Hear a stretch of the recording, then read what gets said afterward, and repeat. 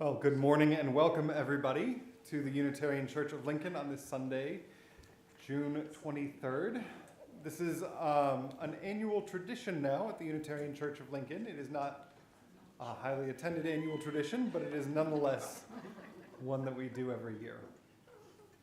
The third week of June in our broader denomination is when we hold our denomination's General Assembly. So for about a week, Unitarian Universalists gather in a central location, or this year fully online, to discuss the business of our association, to take up resolutions, to talk about budgets, this year to talk about changes to Article 2 of our bylaws, which have been the principles and sources for the last 40 years. You've heard me talk about that a lot in the last year. Part of that, since the pandemic has started, is the opportunity to share in worship with Unitarian Universalists across the country. Often we do this by streaming the service that is happening at General Assembly, wherever it is happening. This year, because we're fully online, the service is pre-recorded, and so we can actually play it at our regular worship time here. So I'll say two things by way of introduction to that. First, if there are any kids, there is a story early on in the service, and then afterwards, any kids K through 5 are welcome to go to their classrooms. The other piece is that the preacher this morning is Molly Hausch-Gordon. Molly and I are members of the same study group, and so it is a joy to see a Midwestern minister preaching on Sunday morning at General Assembly. So with that, I will turn it over to Molly, and I will join all of you in participating in this service.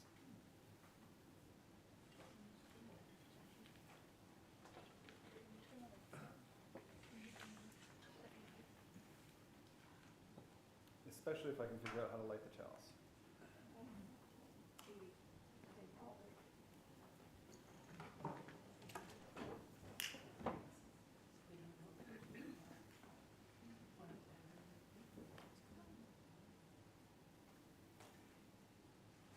Right. You've heard us talk a lot about Article 2. The results of that will be announced this afternoon, so we don't have them now.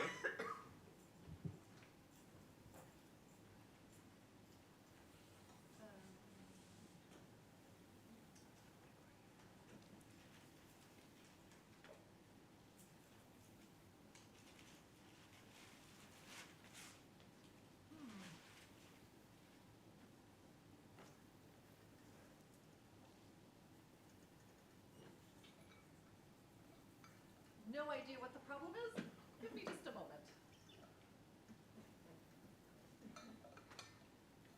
We're just going to reopen this.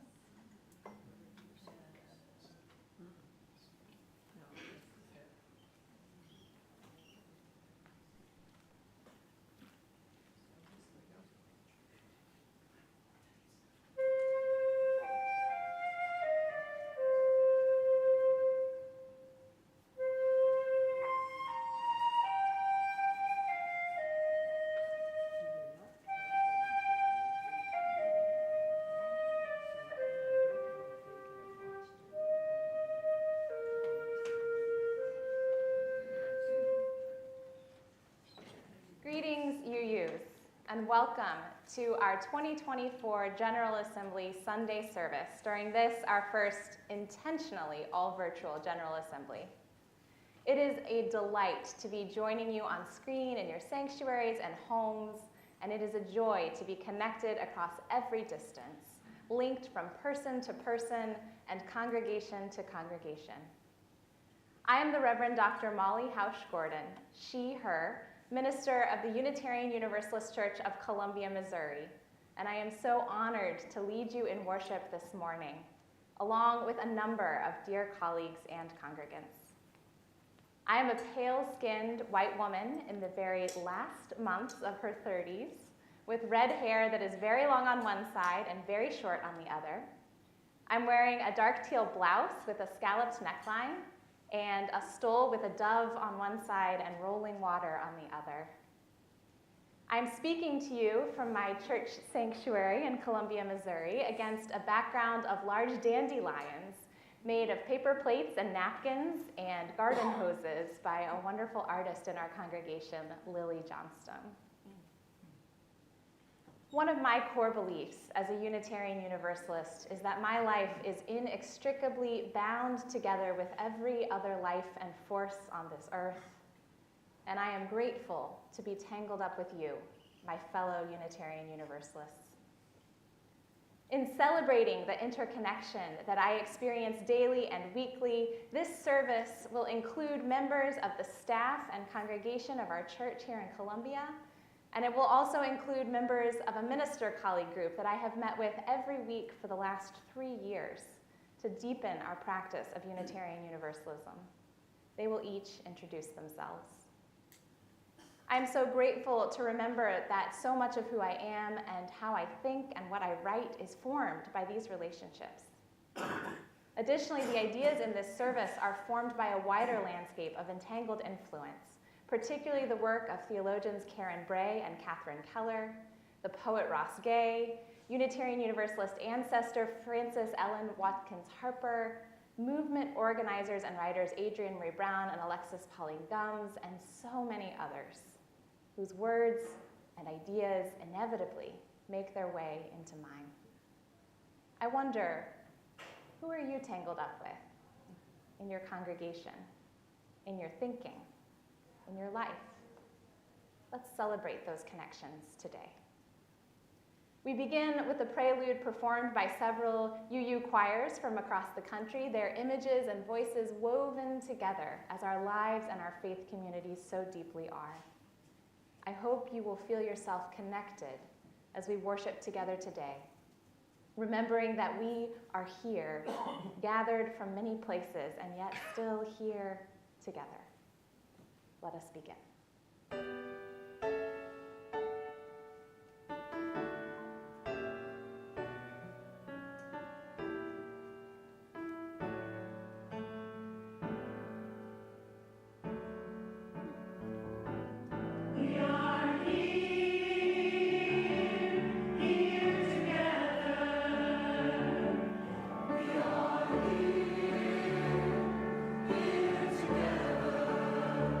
We are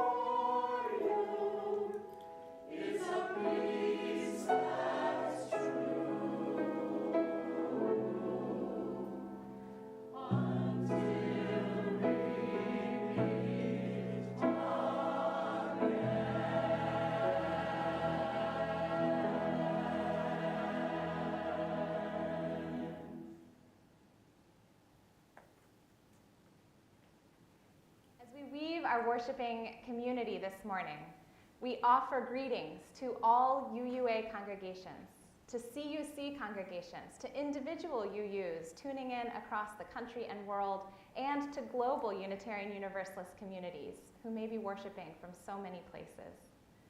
As we begin our service from diverse locations this morning, may we ground ourselves in each of those places, even as our spirits reach out to connect us to one another. Helping me to anchor our worship this morning in some of the hundreds of places from which we gather are several minister colleagues from across the United States who meet together every single week to hone our preaching practice and invite each other into the most daring expressions of Unitarian Universalism. I am Eric Kamenetsky. I'm an older, balding man with slightly olive-tinted skin. Greetings from the U.S. West Coast, from Edmonds, Washington, where the deep blue waters of the Salish Sea lap at the shores between the Cascade and the Olympic mountain ranges. The land I join you from has been stewarded for countless generations by the Snohomish tribe and the Coast Salish people who continue their livelihoods on these lands today.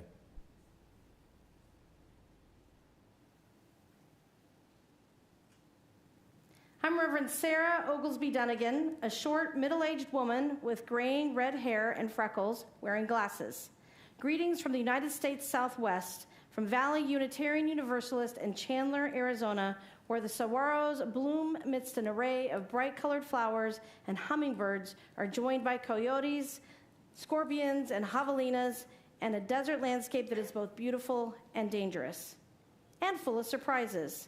The land I join you from has been stewarded for countless generations by the Hohokam, Akimel-O'Atham, Maricopa, Yavapai, Yaqui, and also the Gila River Indian Community, Salt River, Pima Maricopa Indian Community, and Tohono O'odham Nation. From Arizona, we share a wish of cool breezes, shady spots to rest, freedom to cross borders as needed, and enough water to you, our fellow Unitarian Universalists across the country and world.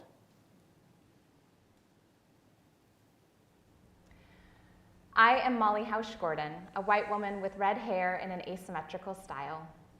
Greetings from the U.S. Midwest, from Columbia, Missouri, where the waving grasses of the prairie are deeply rooted, where the big muddy Missouri River makes its leisurely way eastward toward the end of its journey to the Mississippi, and where the rolling foothills of the Ozark Mountains shelter vast caverns and abundant life. The land I join you from has been stewarded for countless generations by the Osage, Peoria, Kikapwa, Oceti-Sakowin, and Kaskaskia peoples. From Columbia, we share our wish of deep nourishment, wide perspective, and bodily autonomy to you, our fellow UUs across the country and world. I'm Sadie Lansdale, a tall white woman with brown hair pulled back in my church bun. Greetings from the United States South, from Greensboro, North Carolina, where the blooms are going wild, the produce is ripening on the vines, and the rivers and creeks that sweeten the earth are thick with life. The land I join you from has been stewarded for generations by the Chiraw, Catawba, Occaneechi, Sissipahaw, Kiowa, and Shakori people.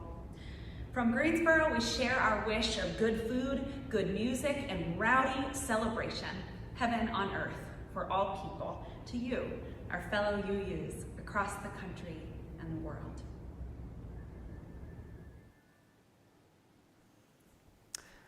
I am Aaron Stockel Wiseman, a tallish white man with short blonde hair and a beard. I am wearing a blue ministerial robe and a rainbow stole, and I use glasses. Greetings from the United States East Coast, from Framingham, Massachusetts, in the Charles River watershed. We learn about the seasons as the vernal pools fill with water in the spring. They're the home to yellow-spotted salamanders and fairy shrimp. We learn about the seasons too with the vermilion and golden leaves of autumn and the chattering of those bare branches during stick season. The land I join you from has been stewarded for countless generations by the Massachusetts, Agawam, Nipmuc, and Pawtucket peoples. From Framingham, Massachusetts, we share our wish of changing seasons and flourishing life to you, our fellow Unitarian Universalists across the country and world. Greetings to you gathered in so many additional beautiful spaces. Take a moment to feel your body connected to the place where you are as we join our spirits with yours from each of these places. Take a moment in gratitude for the land that upholds and sustains you, for its many stewards across generations, and for the spirit that roots and connects us each to each in a great web of living and loving and worshiping. Come, let us gather.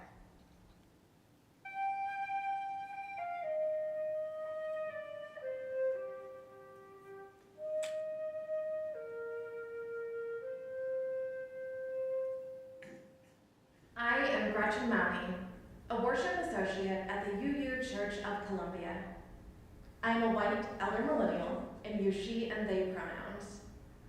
I have short, blue-streaked brown hair, am wearing a black blazer over a blue and black abstract patterned blouse, am holding a blue vine cane, and I am joined by members of our congregation to light our chalice, the symbol of our faith in the cup of community that holds us tenderly, and the bright flame of spirit that connects us inextricably. Our chalice is made of hammered metal, with a round base, a platform holding a candle, and two circles arching their way around the flame. We invite you now to join us in lighting your chalice wherever you are, and to let the energy of these many connected flames power our faith with passion and warmth. As you light your chalices, we will share a moment of music and images of a number of chalices from congregations across the country.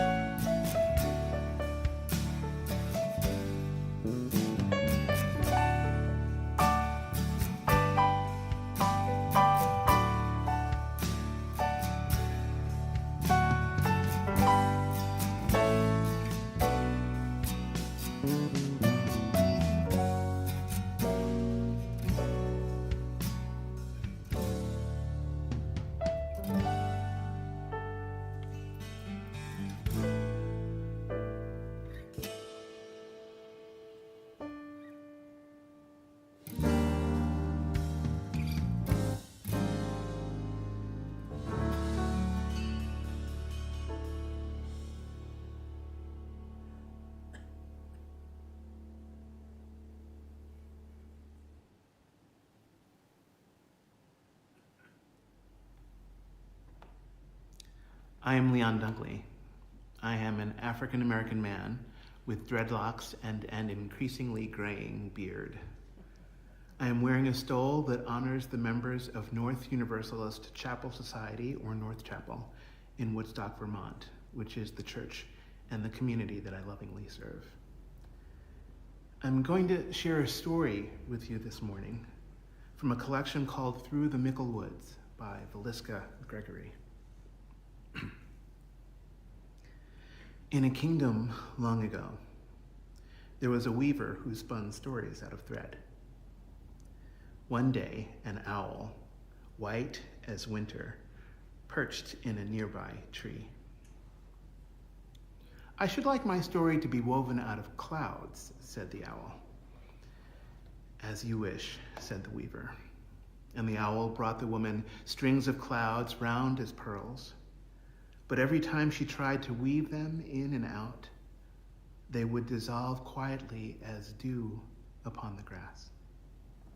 The owl blinked his great eyes.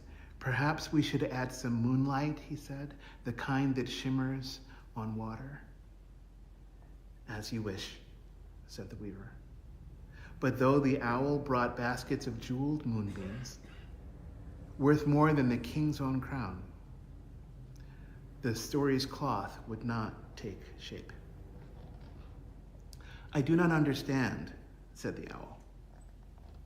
I have chosen beautiful things for the weaving of my story. Ah, said the woman, but sometimes the cloth will pattern itself, whether we will or no. You must bring everything, things chosen and things not. And the owl flew over mountains and through valleys. He gathered jade, green as ginkgo leaves, and raspberries red as blood. He flew past villages that were peaceful and past countries ravaged by war. And when he returned with all of the things that he had found, the weaver smiled.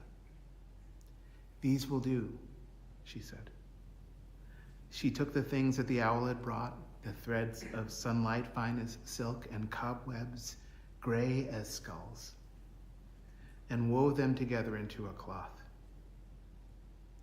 And when the owl pulled his story around him, it was so full of woe and gladness, so beautiful and strong, that when he stretched out his new-made wings, the people thought he was an angel hovering over the breathless sky.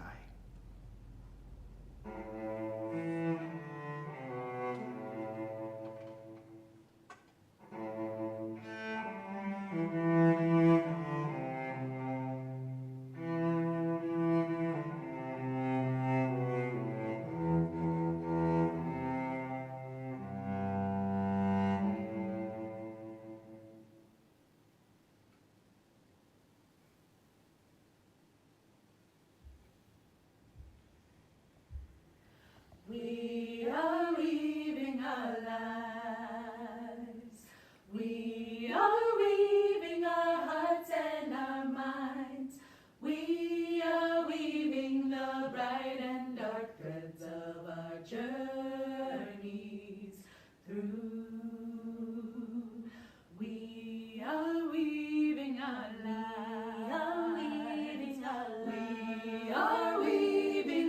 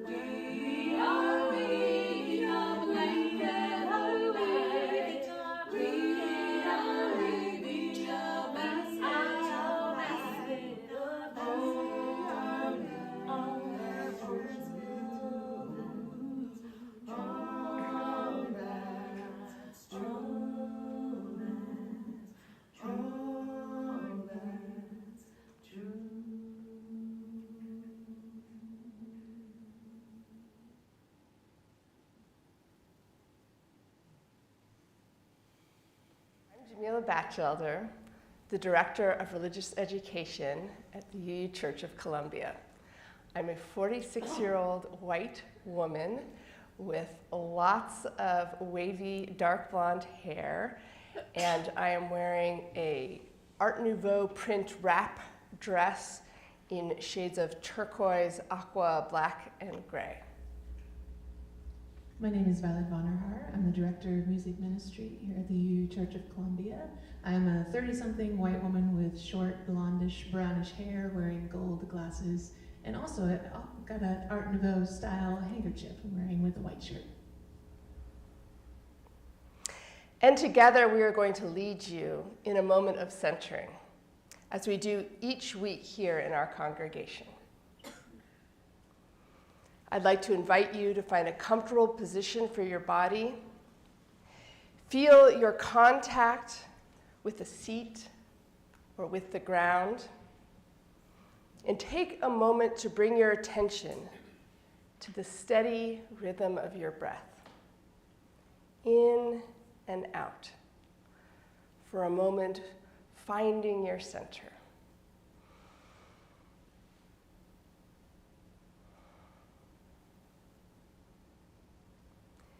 And now, close your eyes and try to imagine the threads that are being woven into this story of your life.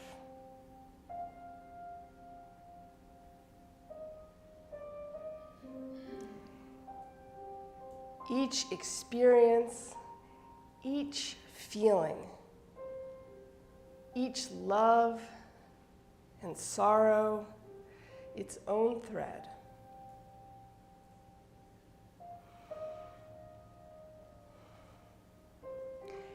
And let each thread take shape in your mind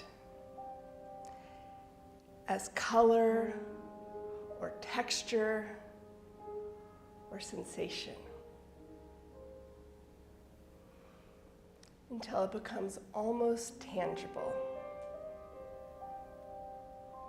to where you could almost hold it in your hands, delicately between your fingers. With all your tenderness, can you begin to weave it all in? Twining green shoots of new discovery. Heavy, drab threads of despair.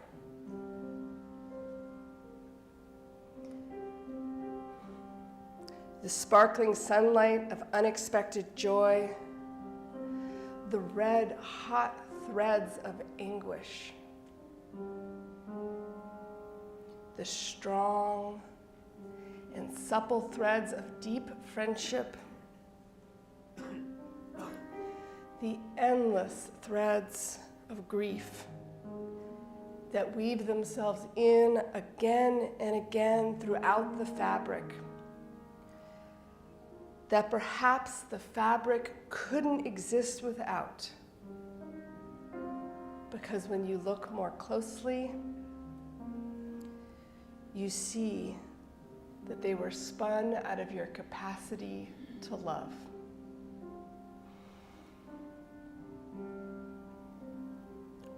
What is weaving itself into your story?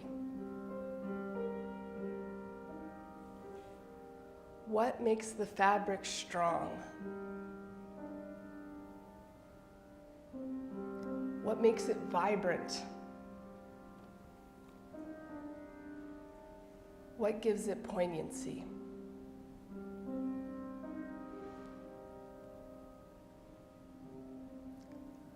And now, bring your attention to the edge of the fabric that you are weaving.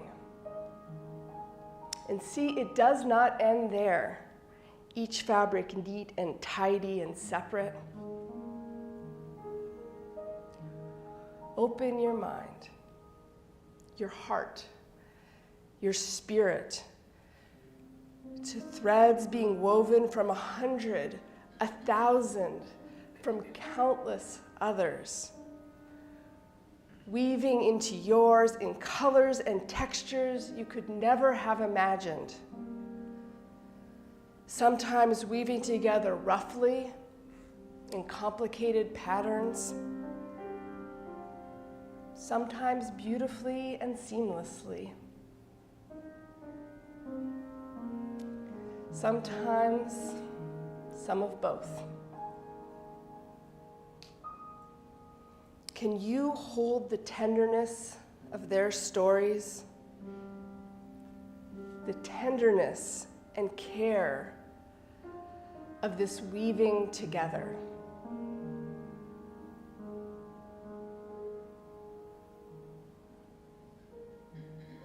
Can you sit here silently a moment longer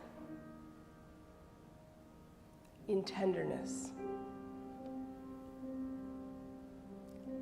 in love, in awe at this creation, at all that has been woven?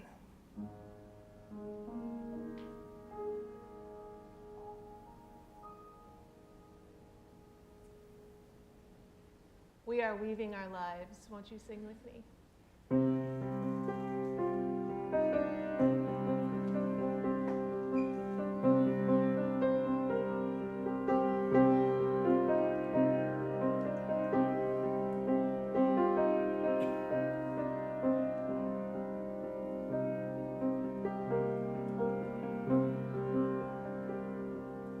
We are weaving our lives. We are weaving our hearts and our minds. We are weaving the bright and dark threads of our journeys through. We are weaving our lives. We are weaving a blanket of light.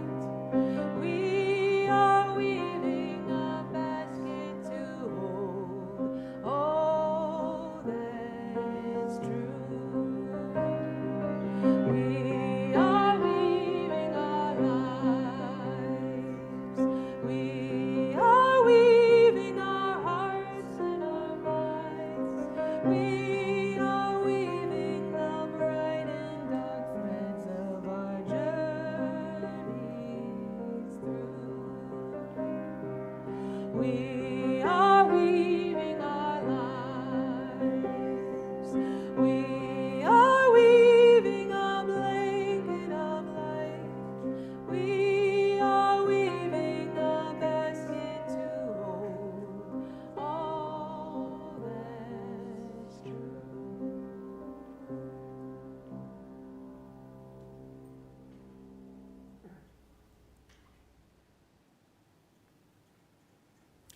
I am Joan Javier Duval. I am a cis woman in my 40s with black hair to my shoulders, brown eyes, and tannish skin, dressed in a black clerical robe with a colorful stole. Will you join me in the spirit of prayer or contemplation? Holy mystery, silent presence, uncertain bearer of the weight of it all. In these quiet moments, we tune in. We listen for and seek out the maybe still breathing, perhaps still whispering, faintest sign of the universal good. We await wisdom between the cacophony of distractions pulling us towards untruth and falsehood. We await relief amidst the shrill cries of desperation, of we've had enough, of when will they stop killing my people, of how much more will the waters rise, of when will it be safe to return to my home, of how much longer can I hang on we listen, we attend, and we wait. Through the tumult of these days, we seek assurance. We seek the fulfillment of a promise made to ourselves, a promise made to those we have been stretched to call neighbor, a promise written and enshrined and yet unfulfilled. Help us, abiding mystery, to hang on, to hold on when all is in question, when all is in doubt. Help us to stay firm to our own commitments and our own promises. Lead us back into connection, back into the bonds of humanity that help us to know each other as beloved. May we continue attending with care. May we keep watch. May we beckon love and justice and mercy with our own whispers, with our shouts, with our cries, until all know themselves part of the circle of love. Amen. And we continue now with several minutes of contemplative music and images of candles on the screen. You may wish to share your congregation's usual rituals of prayer or joys and sorrows during this time by pausing the video. Or you may simply take a moment of breath and attention to enjoy some quiet contemplation.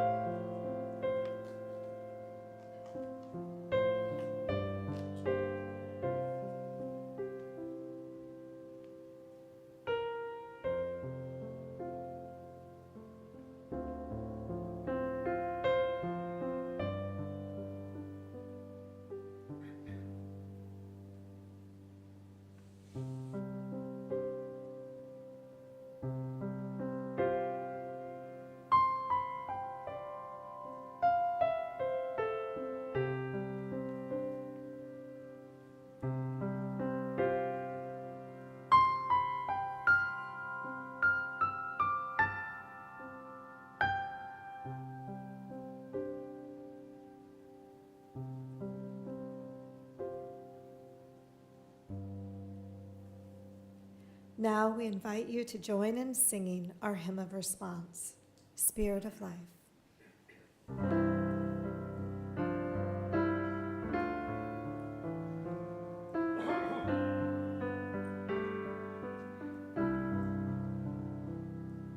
Spirit of life, come unto me. Sing in my heart all the stirrings of compassion. Blow in the wind, rise in the sea, move in the hand, giving life the shape of justice. Moves on with us, wings set me free. Spirit of love, come to me, come to me.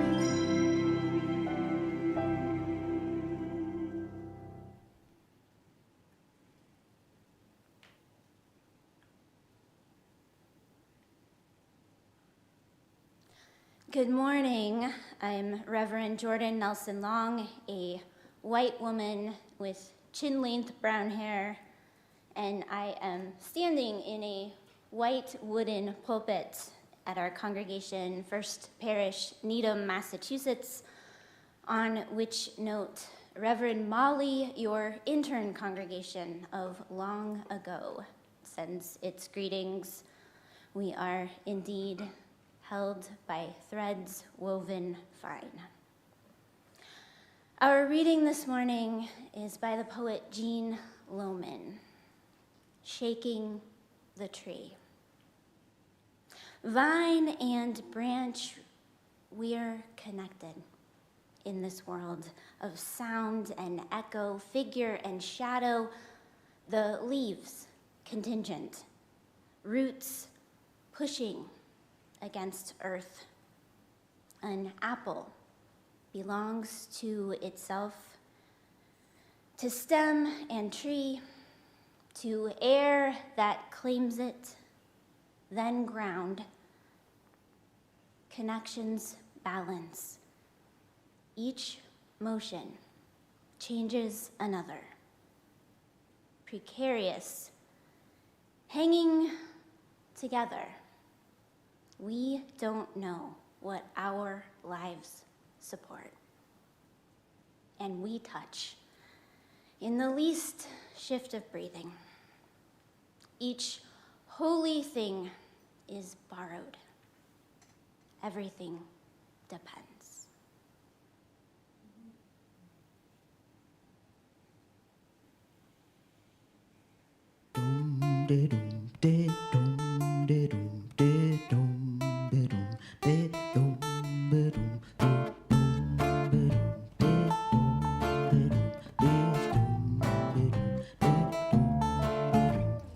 Weave and spin, weave and spin.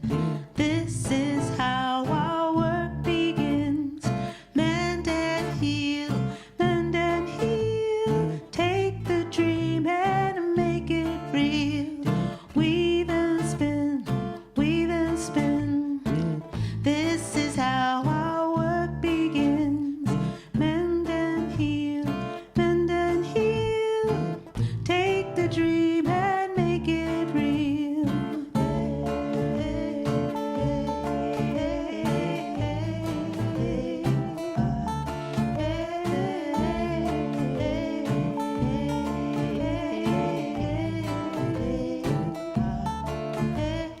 Weave and spin, weave and spin.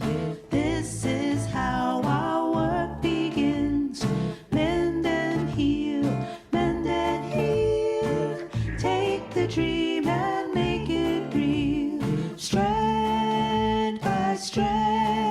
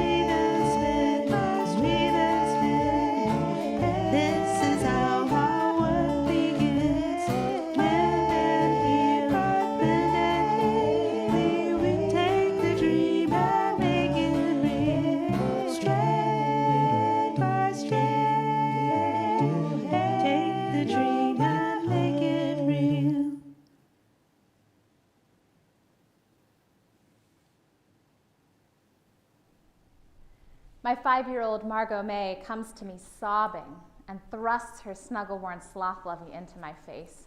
"Baba is ripped," she cries. "I love her so much. Can you fix her?" I tear my eyes away from my phone, where I've been watching a photojournalist's video of a child just like my own, covered in the dust of bombs, vibrating with medical shock and soul trauma beside a pile of rubble in Gaza. Child, I can fix nothing. But I pull her to my chest and let her tears join mine. 30 years before, I sit with my great-grandmother Iva May at the table her mother brought in a wagon across the prairie, running my hand over a notch worn smooth by wagon wheel and worrying of women. I am 9. We sit packing away blankets whose edges she neatly crochets by feel, her beloved hobby as a seamstress with sight long gone. She gives these blankets to every baby she learns of, the mail deliverer's son, her cousin-in-law's grandson's newborn child. They're all ours, she tells us. That day we are packing away my blankets for the children I do not yet know I will have. "Can you teach me?" I ask, pointing to her crochet hook. Yes, she can. But first things first. Before we learn to weave, we learn to mend.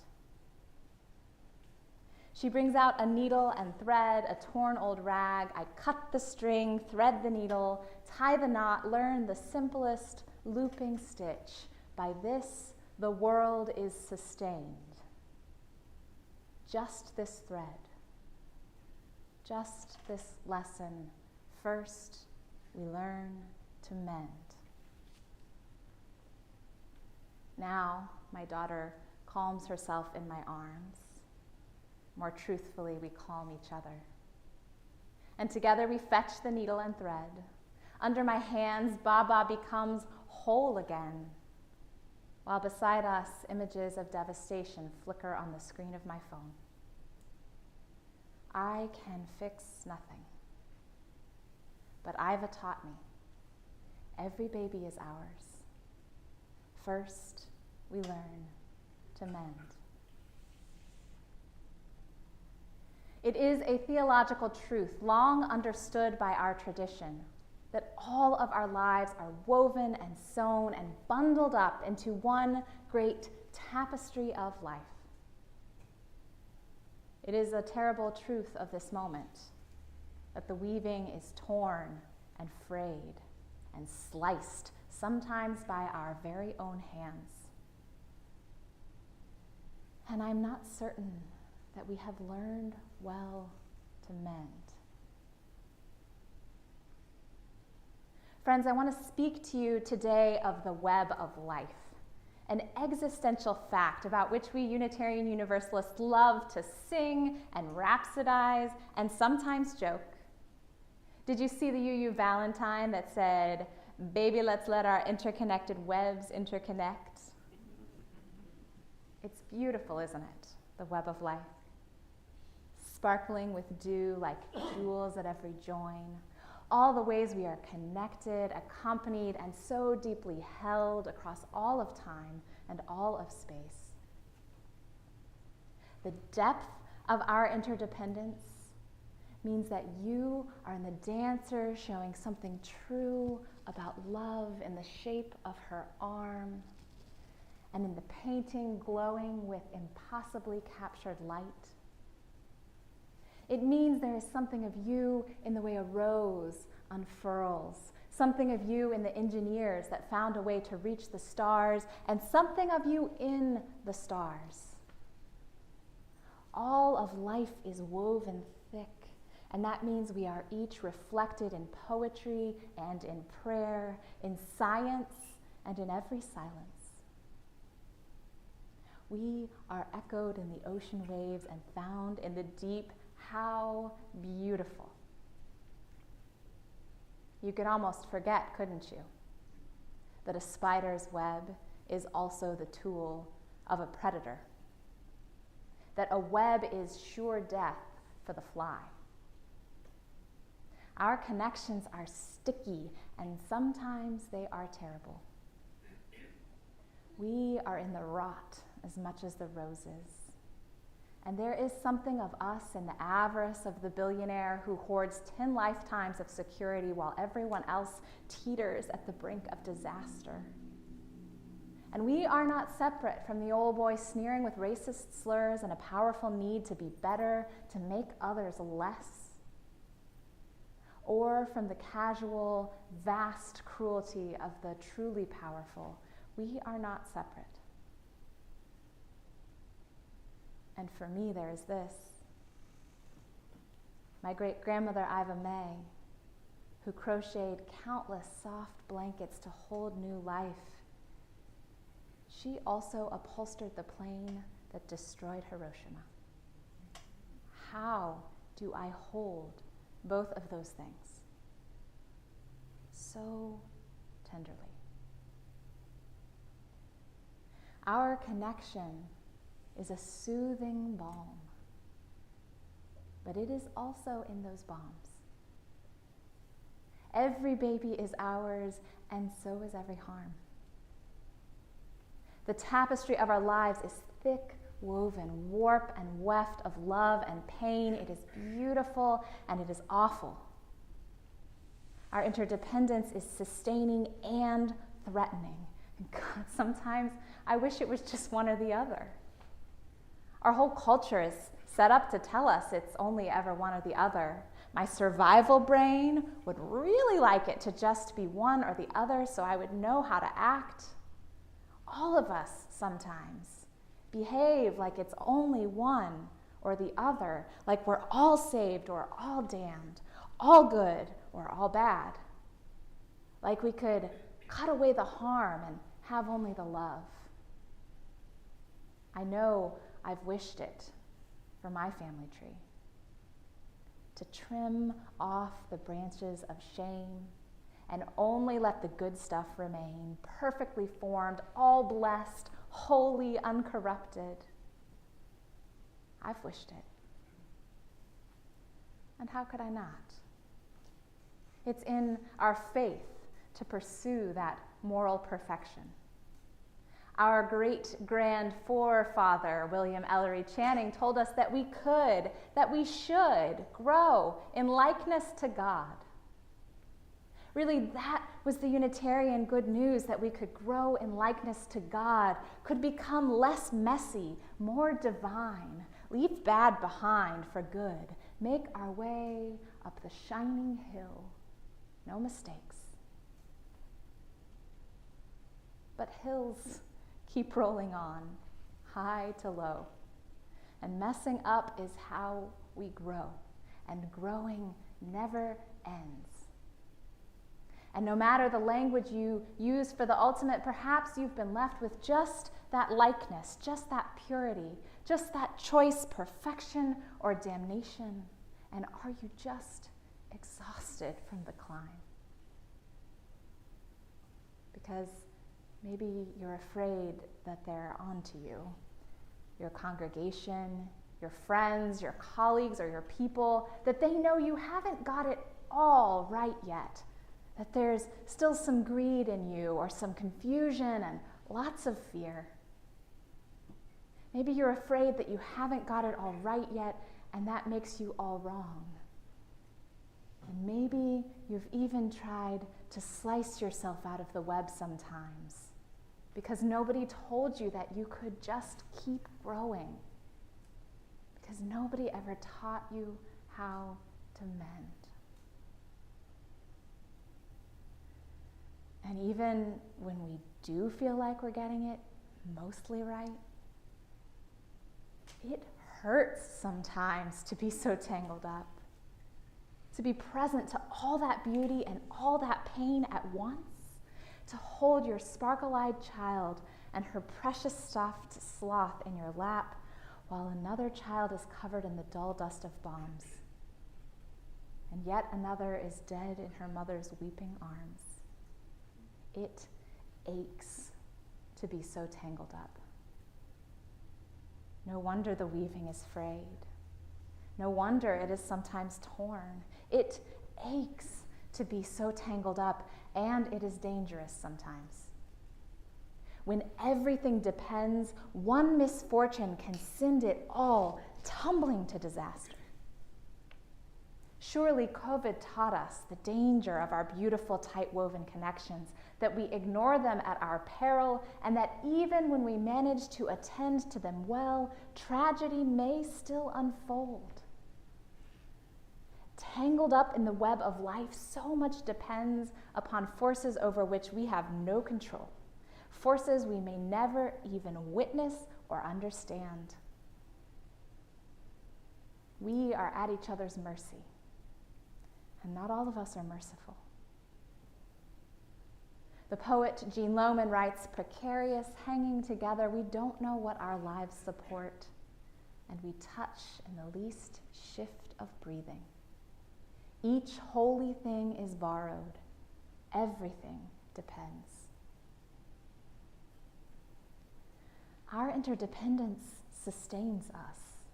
And because it sustains us, it also makes us so vulnerable to one another. There is no outright safety to be had in the web of life. There never was. It is dangerous to be so tangled up, and it aches. No wonder the weaving is frayed. No wonder it is sometimes torn. And the call of our faith is to respond to these tangled realities all at once. The sustenance and the danger, the holding and the teetering, the beauty and the pain. We really don't like to feel that second part. Sometimes we try to slash and hack away at the web to avoid that second part. Maybe if we could just cut ourselves away from that interdependence, we could be safe. Maybe alone on our own, it wouldn't ache. If I don't rely on you, I could be sure I was okay. And if I leave first, they can't kick me out. And if I distance myself from your mistakes, I won't get kicked out too. And I'll never have to reckon with the shame of things I used to do before I knew. So slash and hack and tug away. And the power hoarders and the supremacy systems and the forces of empire, well, they are standing by, sharpening their knives. They're whispering to us that we don't have to depend, and that the cost of our separation, well, it would only be the parts of us that hurt in the first place. All we have to do is cut out the warp of the weaving, slice away the pain and fears, cut out the anger and the longing. That doesn't sound like such a bad deal, does it? Until the weaving won't hold, because we aren't whole. Until it all begins to unravel and our humanity leaves us too. And the weft of joy that cannot stay without the warp of sorrow. And the weft of love that does not exist without the warp of loss. Our lives must have them all. And not just our lives, life on earth must have it all, every strand, every warp and weft. Yes, it aches to be so tangled up. Yes, it is dangerous sometimes. And yes, empire is standing ready with a knife, inviting you to cut your way free of the web. Don't. You must stay. You must stay woven in. Everything depends on us all staying woven in, on us each learning to mend. Everything depends. And any separation we might win would be an illusion anyhow. Interdependence is beautiful and it is terrible, but more than that, it is. Our entanglement comes from living in a universe of bouncing atoms and growing life and exploding stars. We cannot escape it if we try, and we harm it when we try. We harm it when we try. So what if instead we hold on tighter to each other, and so embraced we learn to abide, to weave all of life whole, to reknit unjust entanglements into more just ones, to mend the places we've torn in our desperation to escape where the weaving's been worn? What if we turn back to each other and refuse to turn away, even when the bombs break our hearts, even when one more loss will unravel us? What if we tangle our fingers up together on purpose and cup this delicate web in our hands and tenderly mend every tear? And what if every join in the weaving is where the power lies that will make us all free, tangled up in mutual thriving?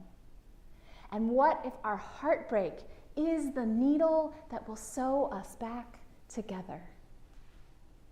This has always been the wisdom of community organizers and spiritual leaders and prophets, that our power lives right next to our broken hearts. Another warp and weft in the weaving of our thriving when we're learning to mend. I live in Missouri, where the voice of empire and domination is very loud right now, and where the state legislature is very extremist and very afraid, and they have taken their sharpest knives to our interconnection. They are afraid of how life and death intertwine, so they have banned abortion.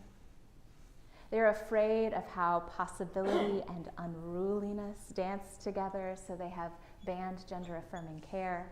They are afraid of the way curiosity unfolds into deeper mystery, so they are defunding education. And I wonder, where are their hearts broken to? And I wonder if we can help them learn to mend, because we need them to weave themselves back in, because we can all turn back to each other again. Because right next to the threads that they have tattered, there is also a strong woven Missouri, ready to receive and reweave what is frayed. A Missouri where farmers with Missouri Rural Crisis and activists from the Organization for Black Struggle and union members from Jobs with Justice have spent years investing in our web, building deep relationships together, fighting factory farming together, protesting police brutality together, successfully raising the minimum wage together, and getting abortion rights back on the ballot together, because they know that they are intertwined. Because they know in their bones that their interdependence is an inescapable fact. Because they would not leave this web even if they could, because even though it aches and even though it is dangerous sometimes, it is so sustaining and so beautiful. In this Missouri, we live in a vast and shining web of organizing relationships where we stay connected, where we prize our interdependence, where we turn toward each other, where we mend what we tear. And yes, we are heartbroken together. And there we find our power. I hope you have a web like that too, in your community, in your congregation, in your beautiful family of choice. I hope you are weaving a beautiful web like that, where we already know that love and loss are intertwined. And because we've accepted that tender truth, the power of our care cannot be stopped.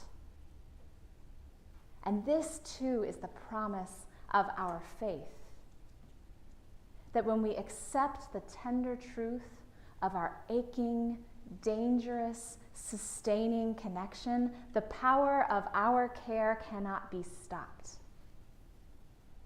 You know the whole woven web, joy and sorrow, hope and despair, and at our best we are rooted in it, and we are sustained by it, and there is nothing woven that we need to fear, because we are learning to mend.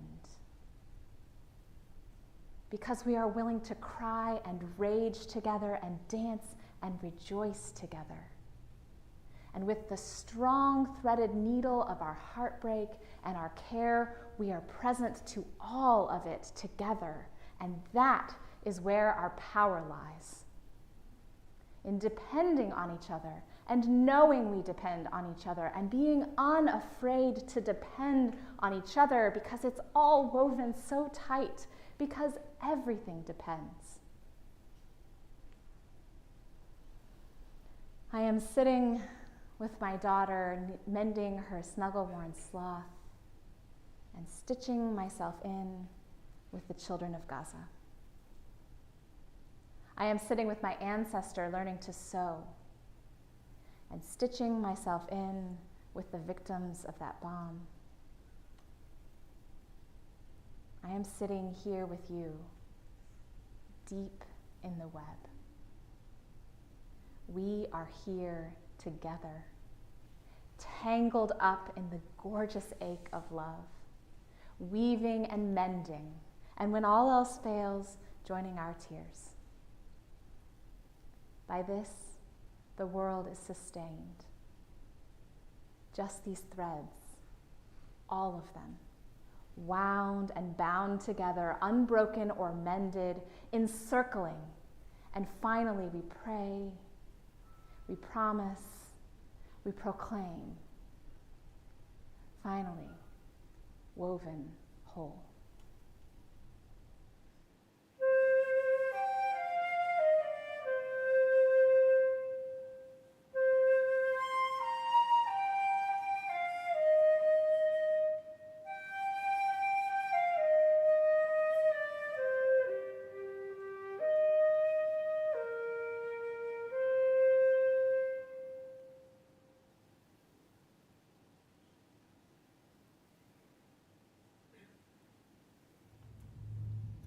We weave, we mend, and we keep the circle whole together. As we pass this yarn ball around the country to UU congregations all over the United States, will you join us in singing Circle Round for Freedom?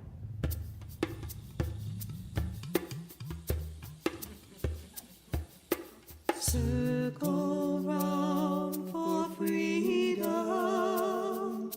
Circle round for peace. For all of us in prison. Circle for release. Circle round for freedom. Circle round for peace. For all of us in prison. Circle for release. Circle for the planet. Circle for each soul. For the children of our children. Keep the circle whole. Circle round for freedom. Circle round for peace. For all of us in prison. Circle for release. Circle for the planet. Circle for each soul. For the children of our children. Keep the circle whole. Circle round for freedom. Circle round for peace. For all of us in prison. Circle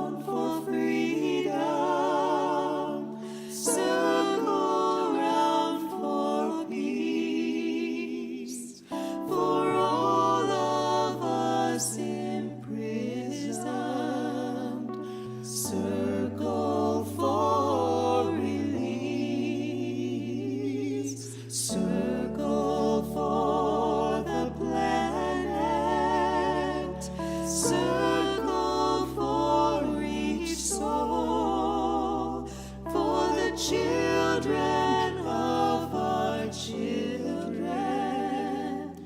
Keep the circle whole for the children of our children. Keep the circle whole.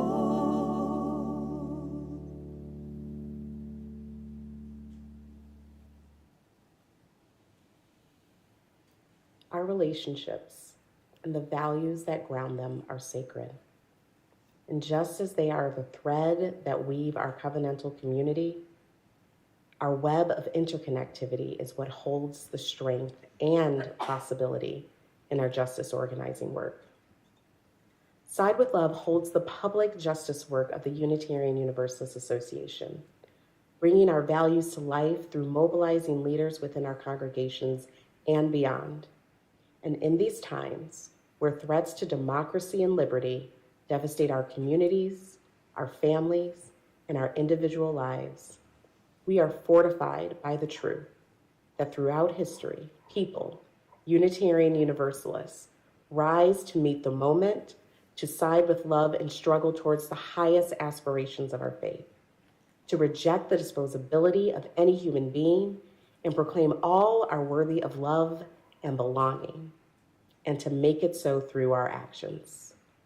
Side with Love works on 4 intersectional priorities: democracy with UU the Vote, climate with Create Climate Justice and the Green Sanctuary programs, LGBTQ and gender justice through Uplift Action and decriminalization. In 2024, we are rising to the challenges that we are facing in our world today. Launching the first ever faith-wide climate revival that will break down silos and springboard hundreds of congregations to usher in a new era, moving beyond extraction and into a wider climate justice movement. Supporting congregations with tools and trainings to equip us to take courageous and impactful action. We're building response networks across the country for trans people, students, and many folks targeted by state violence and legislative attacks. Side with Love calls on us to show up, to be bold, and to be a part of a moral majority that knows another world is possible. And we are taking action right now towards that future, especially in this consequential year with UU the Vote 2024. UU the Vote is anchored in the promise of democracy, to build an inclusive and accountable democracy that works for the many, not the few. It is grounded in the process of democracy that demands that we combat voter suppression, safeguard our elections by volunteering as poll workers, to protect abortion rights, and to show up to make sure every vote is counted. Our trainings equip us to be communities of action and care for the urgent work that will remain in the days and the years following the election. UU the Vote is anchored in the people, all of the people who power our democracy, at the polls, on the steps of the Supreme Court, in the halls of our legislatures, and in the streets.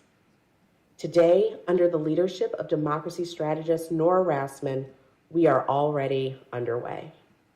We've already made 8,000 calls to voters in Georgia ahead of the primary.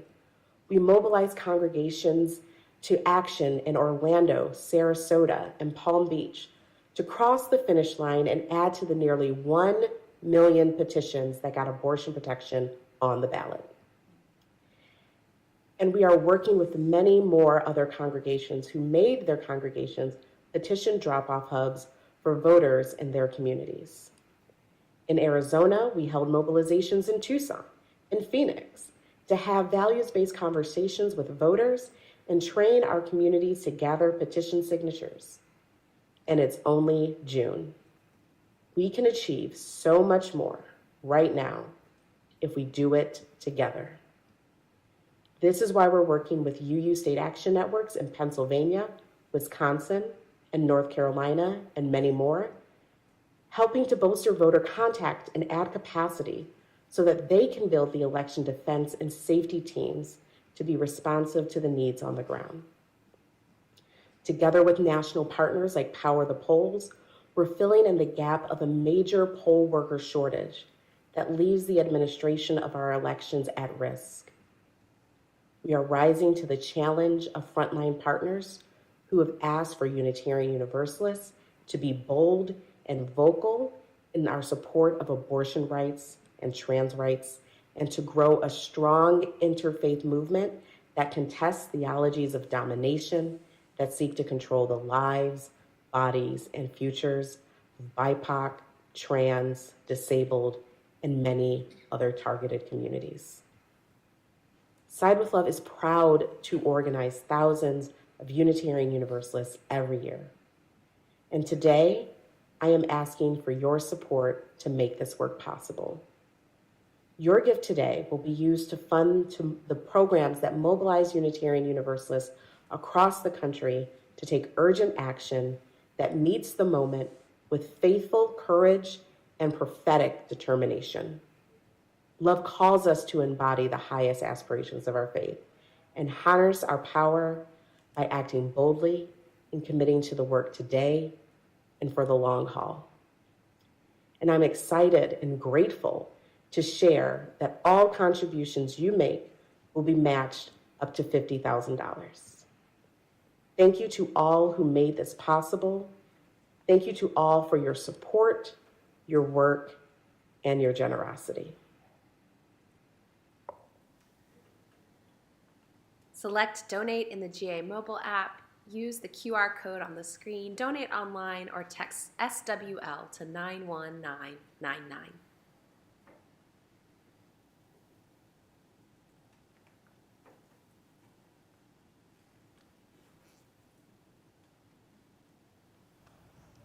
My mama said to me, hold on, you gotta be wise, hold on. Momentary dreams can be gone. Water through your fingers you can't hold. Baby, hold on to the things that you love. Show me who it is you are. Never let that feeling go. Let it show.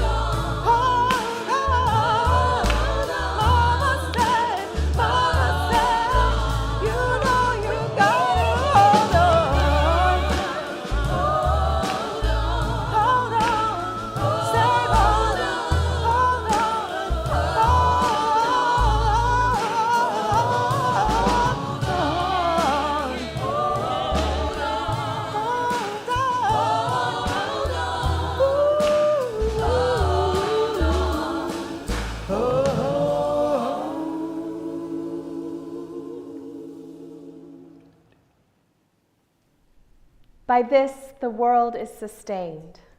Just these threads, all of them, all of us, woven together, learning to mend, keeping the circle whole.